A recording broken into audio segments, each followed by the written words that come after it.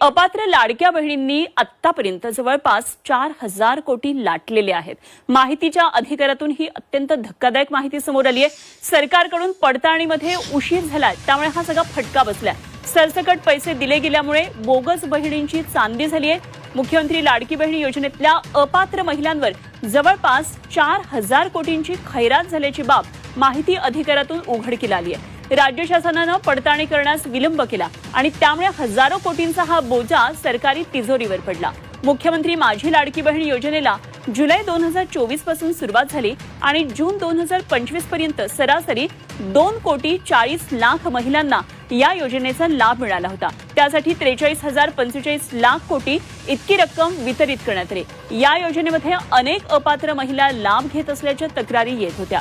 विधानसभा निवडणुकीपूर्वी सरसकट महिलांना या योजनेअंतर्गत पैसे वाटप केले जात होते।